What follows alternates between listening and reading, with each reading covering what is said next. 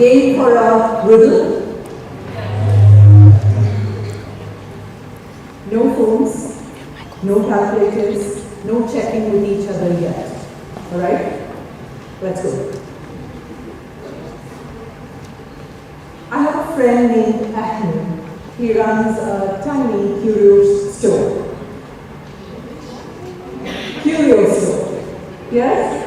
Tiny little lamps, vintage clocks, and odd little things that makes you feel you've time traveled. But he's been having a rough month, so he's decided that everything goes at cost. No profit, just survive. So one day a woman walks in, and she falls in love with a tiny, tiny lamp. The price tag says 13 dirhams. So she hands him a 20 dirham note.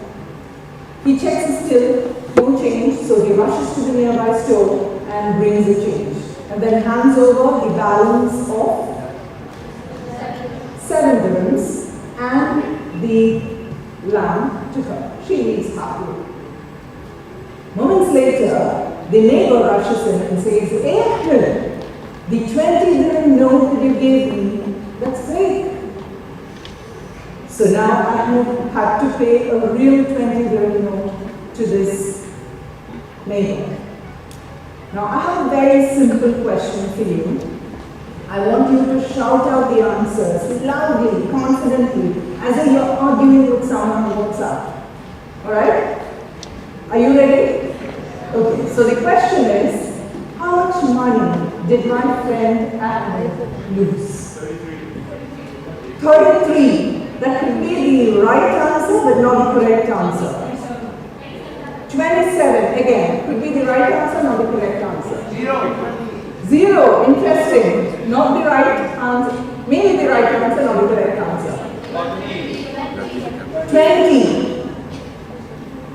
How can we have so many right answers? We all listen to the same story, we process the same facts, yet we've come up with different answers. And we're so sure and obvious of these answers. It's not an arithmetic issue. It's not a skill issue in your lingo. This is how human decision making works. And this problem arises because we believe if we think carefully, if we analyze long enough, we'll be able to find that one perfect answer lurking somewhere in the shadows, waiting to be found. It might apply to simple arithmetic, but not to complex life decisions. Because here, there are no perfect answers. What is right is what is right based on your values, your preferences, your perspectives, your knowledge, your experience, your exposure, your interests, and so many other factors. So even when the facts are identical, we could have so many right answers. And mind you, these may not be the correct ones. And the correct answer might not be right for you. Hold on to that thought. Now let's step out of the store into real life. I'm a person who believes a place for everything and everything in its place. Spick and span. And my husband is a person who believes anywhere qualifies as a place. So you'll find one sock on the sofa, another one on the floor, books strewn all over the place. Who's right? My husband or I? Relationships will end up for less, so it's fine. My daughter, she is in grade 12. She says, "Mama, I'm not a morning person. So don't expect me to be saccharine sweet and be the epitome of hope and optimism in the morning. I just can't do that." And I say, regardless of whether you're a morning person or not, you're expected to engage politely and courteously with the people around you.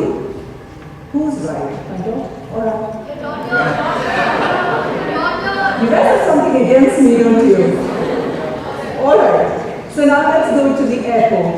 I believe in arriving 3 hours before the flight. And my son believes in arriving just when the flight is reversing for taxi. And he calls us He calls it efficiency. Who's right? Myself or I? The room is divided in all three cases. And we struggle not because the other person is irrational. How can we say that? Maybe insisting that my daughter engage courteously with the people around her in the mornings might be causing her stress and draining her energy. Or insisting that we arrive 3 hours before the flight. That could be panic and anxiety dressed up as planning. Right? Yeah. Alright, so what happens when people have different opinions, different choices? So that was a rhetorical question. Right, so the struggle, this confusion stems from the fact that we all believe that there is one perfect way of doing things. So we need to find that one perfect way and stick to it. And if we don't find it, that means we failed. Right? And that is why making a choice feels like an exam. It feels so heavy and exhausting. Right? So now what do we do? Even if you agree that, okay, perfect choices and right choices, these are two different things. Even if you agree with me on this, still we feel stuck and challenged at the time of making choices. Why? Because choice makes the consequences ours. The moment you make a choice, you're closing every other door. And you're changing possibility into responsibility. And that's exactly what we're not willing to do. I don't want to commit to the consequences of this choice. I don't want the burden of these consequences. So what do? We do things that are very intelligent. I'm researching, I'm comparing and contrasting, I'm optimizing. But when it all is what's happening actually, I want the freedom of choice without the burden of consequences. Now, let that thought marinate. When things happen well, as planned, you say, oh, I've done a good job, I made the right choice. And when things go bad, you say, oops, I messed up because I made the wrong choice. Actually, this sounds very neat, but it's flawed. Outcome is not the function of choice alone. There are so many, a plethora of factors which play, and most of which are beyond our control. Think about the universities that you will be joining soon. Right? The outcome is dependent on not just the choice that you've made. It depends on the number of applications the universities receive, the quality of the applications that they receive. The cutoff this year, the number of people who have refused, declined this offer to take up offers elsewhere. All these factors play. Adults in this room, think about how you landed your current job. It's not just your choice. It is a vacancy arising. It could be because you noticed a vacancy at the right time, an influential person referring you, and your choice as well.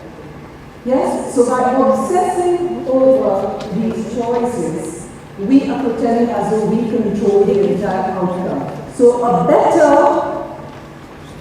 equation would be outcome is equal to luck plus situation plus effort plus choice. So what happens depends on who all turned up, whether you turned up at the right place at the right time, what way the resources available at your disposal, your environment, your circumstances, because two people who have chosen, made the identical choices might end up in completely different places because of the resources that are different, that's available to them. And then what you do with the choices that you've made. Do you work really hard, adapt, change, pivot, and make it happen? Or do you give up at the very first instance when it turns challenging? All these factors together decides the outcome. So isn't it cruel to hold your choices by the collar and hold them accountable for your success and failure? Yeah? So these factors depend or decide the outcome, not just that one moment where you said yes or no to choices. So choice is not your protagonist, choice is not the antagonist, choice is just a sidekick. The main character in your story is effort. Now let's challenge the paradox of choice. The problem is not that you have too many choices. The problem is that you believe there is one perfect choice. You assign too much weight to this choice. And you expect it to do what only effort and ownership can do. Right? So next time when you feel like asking, am I making the right choice? You should be asking yourself, am I willing to put in 100% effort to see this through? And am I willing to take responsibility of this choice that I made? Now let me explain the paradox of choice that I experienced while preparing for this TED Talk. There were so many ideas that crossed my mind. I'll bring in this angle, I'll bring in another perspective, I'll fuse these two together. So many of them that I felt so exhausted and fatigued. And I decided, no, I'm going to quit. I'm not going to deliver this TED Talk. Then it dawned on me that there isn't one perfect way of explaining this or approaching this. What is right is what I can resonate with and what I can deliver with conviction. And then, sitting somewhere in the audience, listening to the other speakers, you know what would cross my mind? Oh no, I should have opened this way. Why did I think of this angle? But that's okay. In a different universe, a different version of Susanna would have done all of this and would be feeling super thrilled and excited. And the outcome, whether my speech was impactful or not, was dependent on my effort, the way I've delivered it, the environment, the situation where I spoke first or last, the audio quality, the lighting, other speakers, how they delivered, and the choice I made. So let's not focus too much on which doors we will open. Let's focus more on what we will build behind those doors we've opened. Because, ladies and gentlemen, the real protagonist of our story is not choice, but effort. Thank you.